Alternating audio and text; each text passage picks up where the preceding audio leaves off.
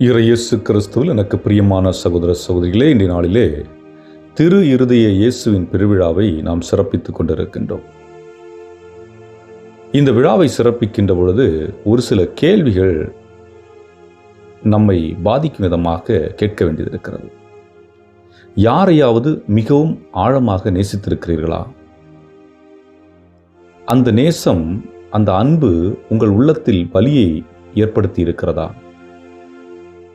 நிச்சயமாக ஒரு தாயின் இதயம் தன் குழந்தையை நினைக்கும் போது எப்படி உணர்கிறது என்று நமக்கு தெரியும். ஒரு தகப்பன் தன் மகனை இழக்கும் போது எப்படி அழுகிறார் என்று நமக்கு தெரியும். அதுபோன்றுதான் இயேசு நம்மை நேசித்தார்.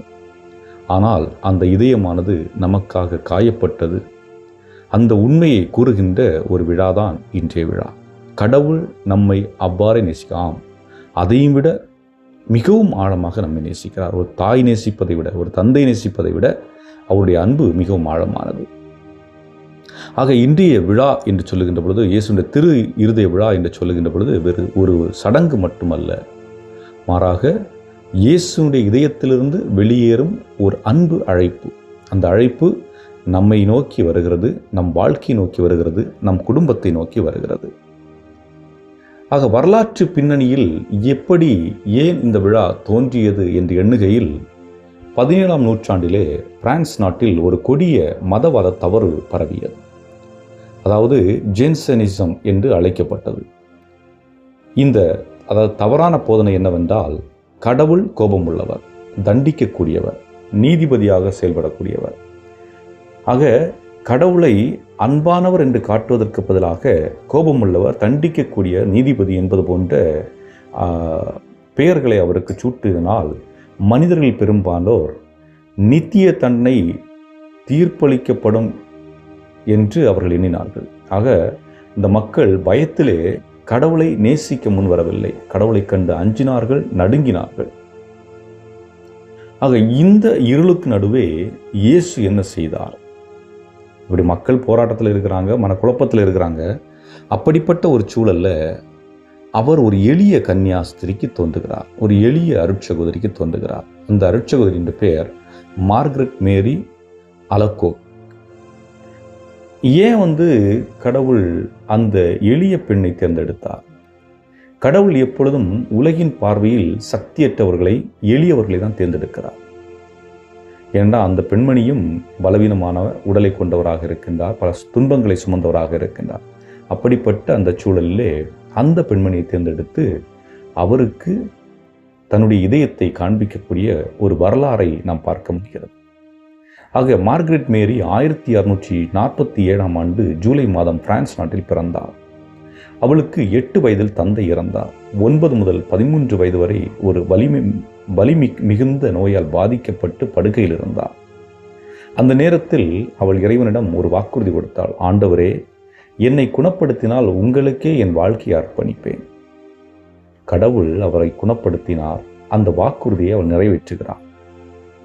பாரேலேமோனியல் என்ற இடத்தில் உள்ள விசிட்டேஷன் சபையில் சேருகின்றாள்.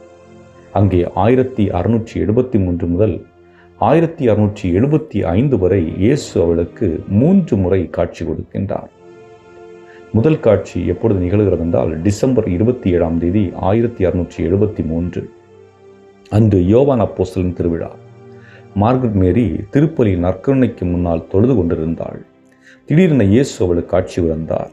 அவளை தன்னுடைய திரு இருதயத்தின் மீது சாய்ந்து இருக்க அனுமதித்தார். அப்பொழுது அவர் கூறினார், இதோ மனித இனத்தை மிகவும் நேசித்த அந்த இதயம்.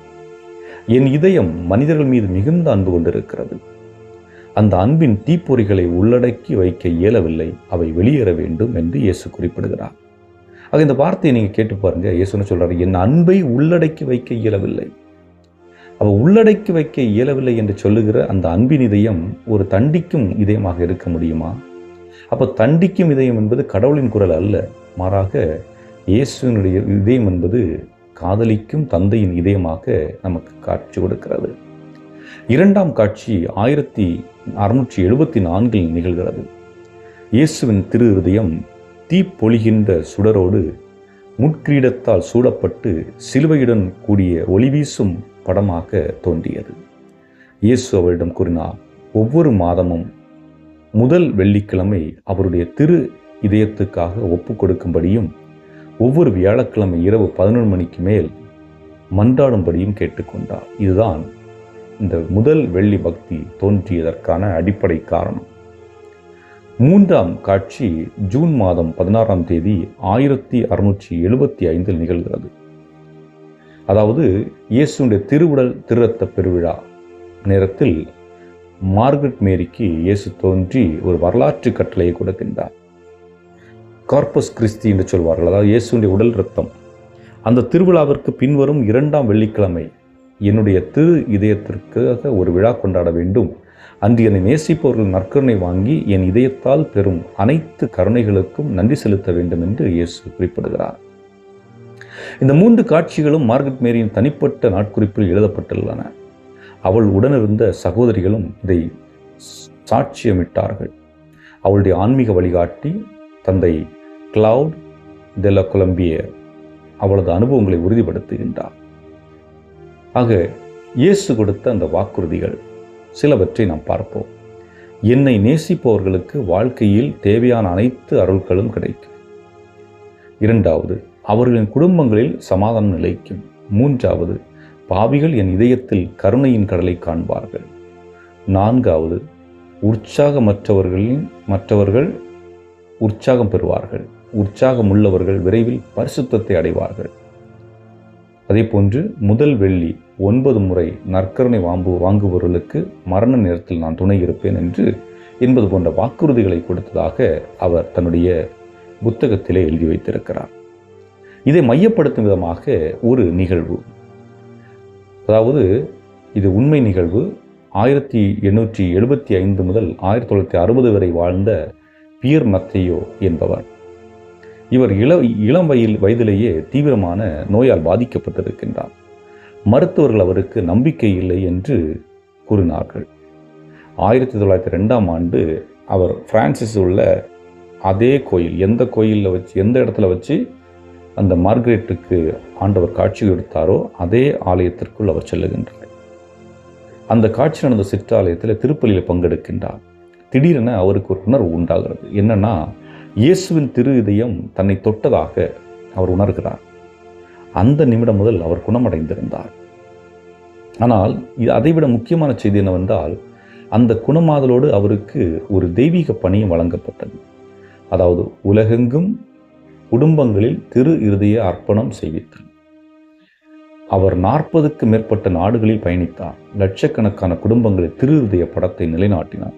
குடும்பங்களில் சமாதானம், ஐக்கியம், மனமாற்றம் ஏற்பட்டன. இதுதான் இந்த ஆவணப்படுத்தப்பட்ட வரலாறு. அதாவது இன்று நாம் இதெல்லாம் அறிவியலில் சாத்தியமா என்று எண்ணக்கூடும். அப்படிப்பட்டவர்களுக்கு ஒரு சிறு ஆதாரம் இத்தாலியிலே லஞ்சானோ என்ற இடத்தில் ஒரு நற்கருணை அதிசயம் 8ஆம் நூற்றாண்டு நடந்தது. ஒரு துறவி குருவானவர் சந்தேகத்தோடு திருப்பலி நிறைவேற்றுகின்ற பொழுது நற்கருணை ரொட்டி உண்மையான மாமிசமாகவும் திராட்சை ரசம் உண்மையான இரத்தமாக மாறியது. 1970களில் நவீன மருத்துவ ஆராய்ச்சி இதை பரிசோதித்தது. முடிவு என்ன? அந்த மாமிசம், அதாவது அந்த சதையாக மாறிய இதய தசை, ஆங்கிலத்திலே கார்டியாக் மசில் டிஷ்யூ என்றும், இரத்தம் ஏபி குழுவை சார்ந்தது என்றும், இன்னும் அந்த இரத்தமும் மாமிசமும் அழியாமல் உள்ளன, எந்த ஒரு பாதுகாப்பும் அதற்கு கொடுக்காமல் அது அழியாமல் இருக்கிறது என்பதை தான் இந்த நிகழ்வுக்கு சுட்டிக்காட்டுகிறது. இன்னும் திருச்சபை வரலாறு என்று பார்க்கின்ற பொழுது திருஹிருதய பக்தி 17ஆம் நூற்றாண்டில் மட்டும் தோன்றியது என்று நினைக்கலாம். ஆனால் இல்லை, இது ஆரம்ப திருச்சபையிலே இருந்தது.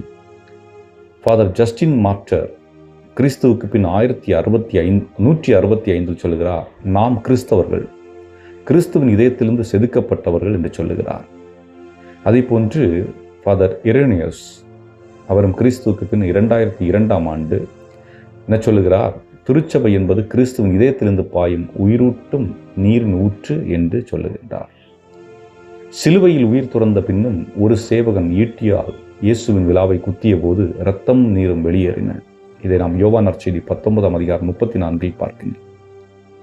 இங்கே ஃபாதர் போனவென்தோர் விளக்குகிறார், இதயத்திலிருந்து வெளியேறிய அந்த இரத்தம் நீரும் நற்கருணையின் திருமுழுக்கும் திருச்சபையின் பிறப்பு என்று சொல்லுகிறார். 1856 போப் பியூஸ் 9 இந்த விழாவை உலகறிய திருச்சபை கட்டாயம் கடைபிடிக்க வேண்டிய ஒரு பண்டிகையாக அறிவிக்கின்றார். இன்று நாம் கொண்டாடுகின்ற இந்த 170 ஆண்டுகளாக வளர்ந்த பக்தியின் பேச்சு. ஆக இன்றைய சிறப்பு என்னவென்று பார்க்கின்ற பொழுது, குறிப்பாக 2026 என்ன சிறப்பு என்று பார்க்கின்ற பொழுது, இந்த ஆண்டு 2026 அதுவும் குறிப்பாக இன்றைக்கு ஜூன் 12 இருதய விழாவென்று அமெரிக்காவின் கத்தோலிக்க ஆயர்கள் அந்த நாட்டை முழுவதும் இயேசுவின் திரு இதயத்திற்கு அர்ப்பணிக்கிறார்கள். ஒரு மாபெரும் தேசமே இயேசுவின் இதயத்தில் தன்னை ஒப்படைக்கிறது. இது நமக்கும் ஒரு அழைப்பு, நம் குடும்பங்களை, நம் நாட்டை, நம் திருச்சபை இயேசுவின் இதயத்திற்கு அர்ப்பணிப்பதற்காக. ஆழமான ஆன்மீக அர்த்தம், அதாவது இதயம் என்றால் என்ன? திரு இதயம் என்று சொல்லும் பொழுது நாம் ஒரு உடல் உறுப்பை மட்டும் வணங்குவதில்லை. இதயம் என்பது மனித நபரின் ஆழமான மையம், அன்பின், வலியின், விருப்பத்தின், நோக்கத்தின் இருப்பிடம். ஆகவே இயேசுவின் திரு இதயம் என்பது இயேசுவின் ஆழமான அன்பை குறிக்கிறது, நம் மீதான அவரது முழுமையான வலிமையே. இயேசுவின் இதயம் ஒரு முட்கிரீடத்தால் சூழப்பட்டிருக்கிறது. ஏன்? அது நம் பாவங்களினால் ஏற்பட்ட காயம். சுடரோடு எரிகிறது. ஏன்? அது நம் மீதான அன்பின் தீ. சிலுவை அதன் மேல் நிற்கிறது. ஏன்? அந்த அன்பு கொலை செய்யப்பட்டது, ஆனால் இன்றும் துடிக்கிறது. இதை நம்முடைய வாழ்வில் நாம் ஒப்புமைப்படுத்த இயேசு நமக்கு கூறுகிறார். என் இதயம் உங்களுக்காக எரிகிறது, உங்கள் இதயம் என்னை நோக்கி திரும்புகிறதா என்ற கேள்வியை இயேசு எழுப்புகிறார். நம்மில் சிலர் குடும்பத்தில் ஒடிந்த உறவுகளுடன் வாழ்கிறோம். சிலர் மன்னிக்க முடியாத காயங்களை சுமக்கிறோம். சிலர் பாவத்தின் சங்கிலில் கட்டுண்டிருக்கிறோம். சிலர் கடவுள் தன்னை கைவிட்டு விட்டார் என்று நினைக்கிறோம். இயேசுவின் திரு இதயம் நம்மை நோக்கி செல்கிறது. இல்லை, நான் உன்னை விட்டு போகவில்லை, என் இதயம் இன்னும் உனக்காக துடிக்கிறது, திரும்பி வா என்று சொல்லுங்கள். மார்கரெட் மேரி நோய்வாய்ப்பட்டிருந்தால் அவரை இயேசு சந்தித்தார். ஒரு குரு பியர் மத்தியோ மரணத்தின் விளிம்பிலிருந்தான், அவனை குணப்படுத்தினார். நாம் ஒவ்வொரு நாள் அவரிடம் வரும்பொழுதும் நற்கருணையில், ஜெபத்தில், மனம் திரும்புதலில் அவர் நம்மை சந்திக்கின்றார். அன்புக்குரியவர்களே, என்னை நேசிப்பவர்களின் அன்பின்மையாலும் நன்றியற்ற தன்மையினாலும் அவமரியாதையாலும் என் இதயம் மிகவும் நொறுங்குகிறது என்று இயேசு குறிப்பிடுகிறார். அதாவது இன்றைய உலகில் நாம் இயேசுவை எவ்வளவு வேளைகளில் புறக்கணிக்கிறோம், அவமரியாதை செய்கிறோம், மறந்து போகிறோம் என்று நினைத்து பாருங்கள். ஆனால் அவரோ நம்மை விடவில்லை. ஒவ்வொரு நொடி பொழுதும் நம்மை அன்பு செய்து கொண்டிருக்கின்றார். அந்த அன்பை உள்வாங்கியவர்களாக இந்த நாளில் தியானிப்பது மட்டுமல்ல, நம்முடைய வாழ்வை அவர் கரத்திலே ஒப்புக் கொடுப்போம். இறைவன் நம்ம ஒவ்வொரு நிறைவாக ஆசீர்வதிப்பாராக. ஆமென்.